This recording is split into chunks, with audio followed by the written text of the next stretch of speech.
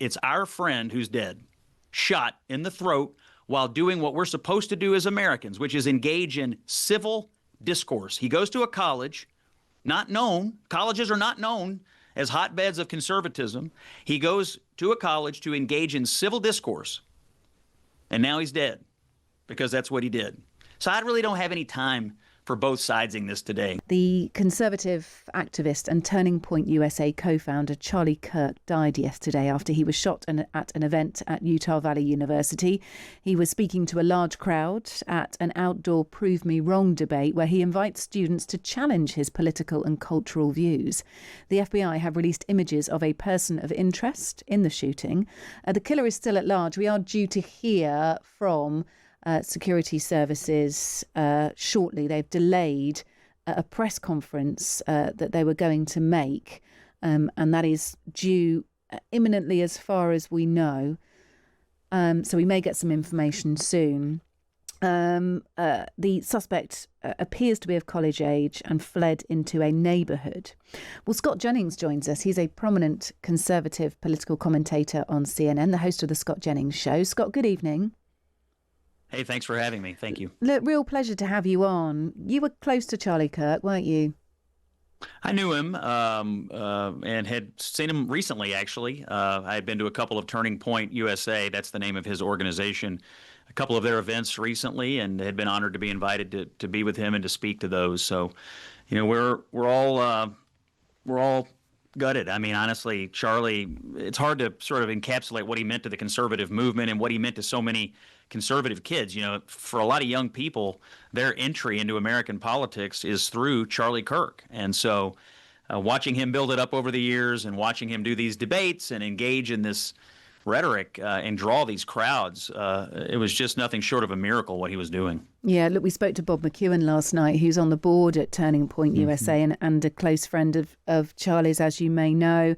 And he said, you know, no one else engaged the upturn in 1835 support, conservative support for Donald Trump. He engaged a whole generation, a generation that may well stay for years and years to come. And that's why he was so important.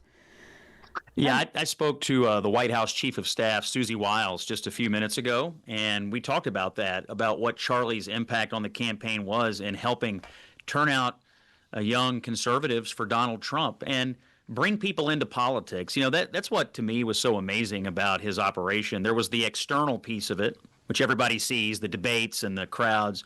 There's also the internal piece of it, the organization. They had quite a robust data operation. And so both as an external facing matter and as an internal technical matter, Charlie had this operation at Turning Point that was quite good at motivating people to engage in politics and then to vote.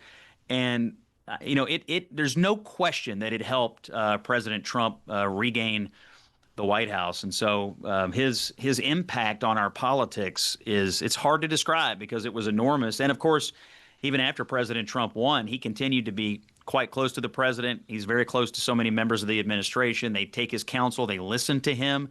They know that Charlie had his hand on the pulse of not just the MAGA base, but that young group. You know, what are they thinking? How are they processing issues?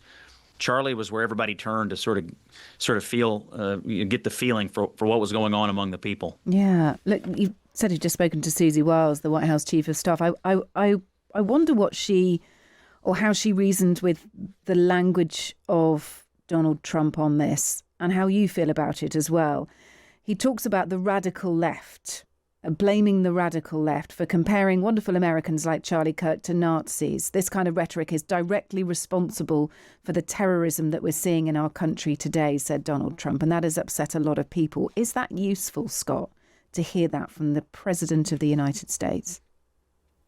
Well, is it useful to hear the truth? I mean, that to me, and I'm going to give you what the average conservative is thinking today. Sure. Whenever something bad happens in this country, whenever there's some kind of terrible incident, people come along to lecture conservatives about toning down the rhetoric and this and that, whether it happens on the left or whether it happens on the right, and no matter who the victims are, somehow we're always told that it's conservatives who are the problem and that they need to tone down the rhetoric. Meanwhile, you have people like Senator Chris Murphy from Connecticut, who the day before Charlie was shot, in an interview said that we're at war and you have to be able to do whatever you need to do to win the war. You had Tim Walz the other day telling a crowd that he was hoping to wake up one day to news that Donald Trump had died. You had Seth Moulton, a congressman from Massachusetts, on TV this morning lecturing conservatives that they're the real problem. Now, it's our friend that's dead. And you cannot deny that there has been a number of people on the left engaging in violent rhetoric, calling for violence, whether it's been because of something that they didn't like that Charlie said, that the president said, whether they're mad at Israel, you name it. There's a lot of causes on the left right now that are causing people to engage. Okay, and equally at a minimum, violent on the rhetoric. right as well, though, Scott. Equally on the right as well. Can we at least Listen, be fair about this? I'm going to be perfectly honest with you. I have no time and no quarter for any criticisms of Republicans or conservatives or Donald Trump or Charlie Kirk or any other both sidesing this. It's our friend who's dead, shot in the throat while doing what we're supposed to do as Americans, which is engage in civil discourse. He goes to a college, not known, colleges are not known as hotbeds of conservatism. He goes to a college to engage in civil discourse, and now he's dead because that's what he did. So I really don't have any time for both sidesing this today. It's our friend that's dead because he was doing what you're supposed to do as an American.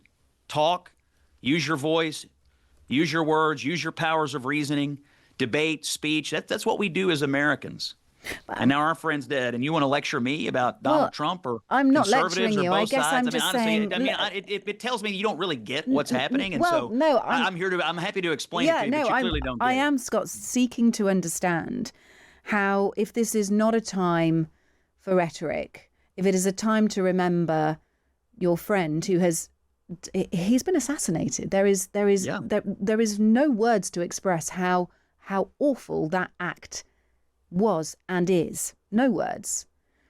And if this is a time for respectful discourse, why is a Fox News anchor saying this is war? Why is Steve Bannon saying Kirk is a casualty of war? Because to a lot of conservatives right now, that's the way it feels. It feels like that on the left right now, there is increasing amount of violent rhetoric. There is an increasing amount of people who have decided that debate and politics are useless and that they need to take it to another level. That's the way it feels to conservatives. And do you know why it feels that way? Because our friend was shot in the throat and murdered in cold blood. That's why it feels that way. Because our president last summer was nearly assassinated. I mean, he was a millimeter from dying last summer. I mean, people have forgotten this. The president of the United States, running for office last summer, came within millimeters of what happened to Charlie yesterday. And so to conservatives, not only does it feel like our people are physically under attack, but it also feels like you're constantly rhetorically under attack for saying things that are not particularly controversial, that 80 or 90% of the American people believe. And then we have to get lectured about it, time and again, because, frankly, the people who cover our news and cover our politics, they don't really understand conservative values. They don't understand how half the country processes things, and they're really more interested in grinding political axes than they are in having reasonable political discourse. But I think the legacy of Charlie Kirk is one of be more like Charlie, debate, speak, use your voice. He was the opposite of political violence. He's out debating. He's out speaking. He was a very talented debater. That's the opposite of violence, and that's what Charlie stood for. Look, thank you for being with us. It is important to hear from different people with different views when we talk about this, but also to remember Charlie Kirk as well. And as we said, there are no words to describe the horrors of yesterday. Scott Jennings, thank you for being with us. Really appreciate it. Scott, prominent conservative political commentator on CNN, host of The Scott Jennings Show as well. Good to speak to you. Thank you.